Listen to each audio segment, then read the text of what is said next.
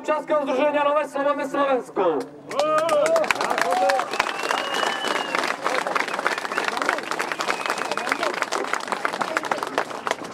Čas striedania generácií práve nastúpil. A nie len čas striedania generácií, ale aj čas činov. Nemôžeme do nekonečna čakať doma, že niekto nás za niečo urobí. Musíme vyjsť do ulic a ukázať sa, že sa nám nepáči to, čo sa tu deje.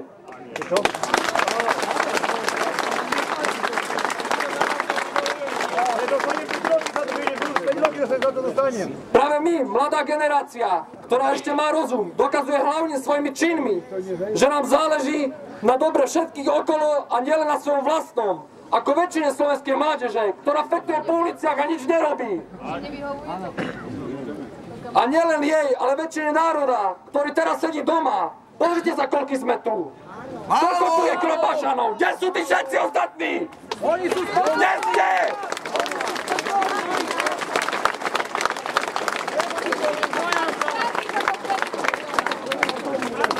Neskoro je plakať, keď je zle. Treba sa kopiť aj iniciatívy. Nečakať na niekoho, že nám niečo vybojuje. Lebo potom si to nezaslúžime. Nečakajte, ale konajte. Podporujte organizácie, ktoré sa snažia na niečo poukázať. A nenechajte sa zmanipulovať médiami. Presvedčme sa na vlastnej koži, ako to všetko je. Tak, ako sa o to presvedčili občianske Šarišský Michalian pri útoku polície na neozbrojených a nevinných účastníkov pokojného zhromaždenia, ktorí len chceli poukázať...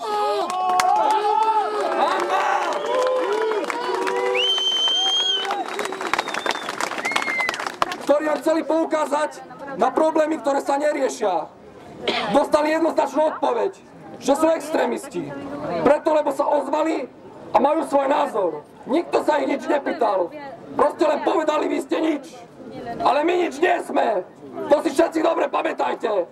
Sme ešte to zdravé, ktoré žije v tejto zemi a ktoré má srdce. A nebudeme trpieť žiadnu tyraniu zo strany ani cigánskeho etnika, ktoré kradne, lúpi, vraždí.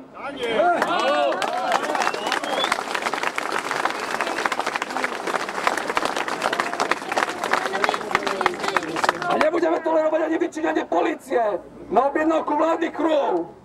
Budeme pracovať vodne i v noci, kým nebude Slovensko slovenské, Slovensko bezpečné a hlavne Slovensko šťastné.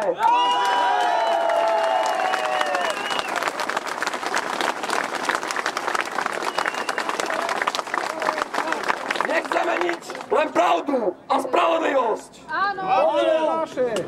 25. augusta sme prijali v Nových Zámkoch memorandum prvej ponovobrovej slovenskej generácie, ktoré je našim vyjadrením, našich pocitov a postojov, ktoré momentálne zažívame a ktorých sme svedkami. Spomenuli niekoľko z bodov.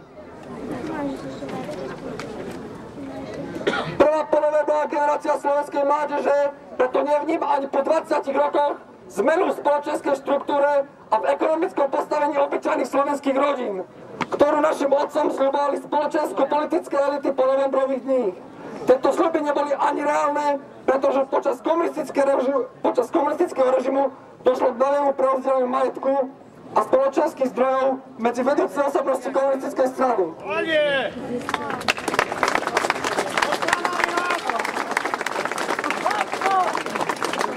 Prvá ponovembrová generácia slovenskej mládeže vyslovuje poľutovanie a zároveň hlboké znepokojenie nad stavom slobody a súkromia našej vlasti. Keď prijatím novely trestného zákona v pomyselnom boji proti extrémizmu prišlo k priamému ohrozeniu slobody a súkromia jednotlivca a skupín prostred politických machinácií a v úmysle zakonzervovania súčasnej štátnej moci proti prípadnej sociálno-politickej zmene. O mnoho radikálnejšej, než bola tá 17. novembra 1989.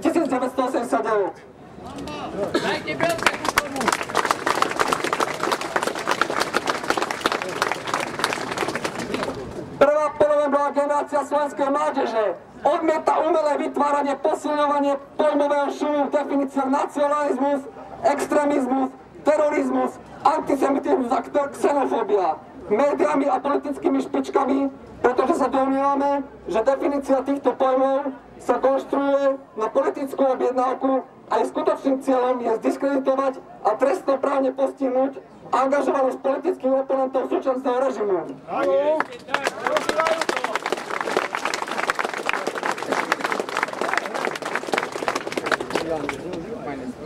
Pán Packa, 8. bod venujeme vám.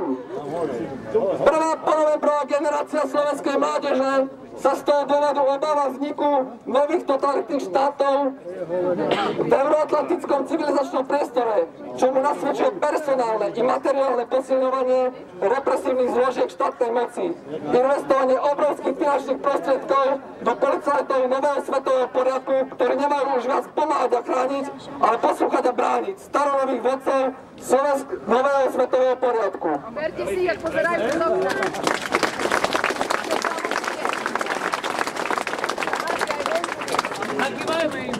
14 venujeme našim priateľom Rómom z nedalekých osad, ktorí parazitujú celé Slovensko, nielen východ, aj stred. Na západe to možno nevidia, ale nech prídu sem a nech si to na vlastnej koži vyskúšajú, ako sa tu žije.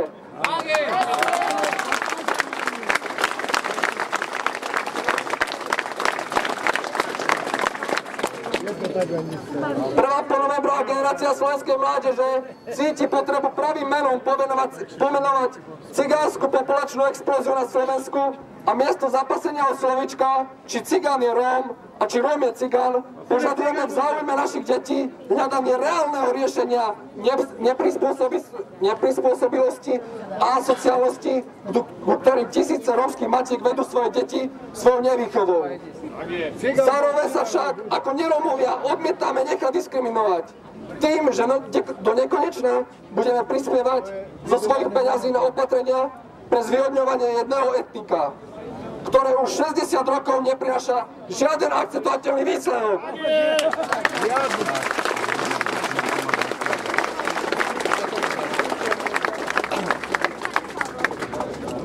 Prvá ponovembrová generácia slovenskej mládeže si uvedomuje, že prichádza čas, kedy mlčanie sa stáva zradou a cez vyššie uvedené body preto nahlas rozprávame, že dnes tu nestojíme po nežnej revolúcii, ale pred skutočnou revolúciou.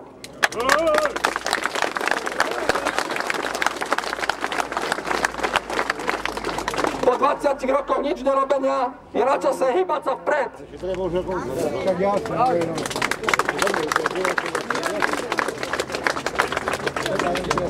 Po tomto len dodám, že nie sme banda hlúpych fašistov, nacistov, extrémistov a neviem ešte akých zlých ľudí, ako nás nazývajú a škatulkou média. Ale práve naopak, sme to najlepšie, čo sa narodilo v slovenskej zemi.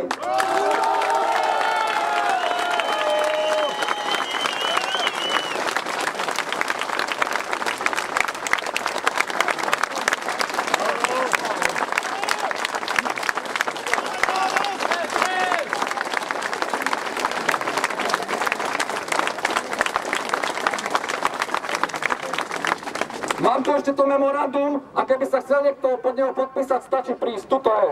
Ja už podpísal. Dobre.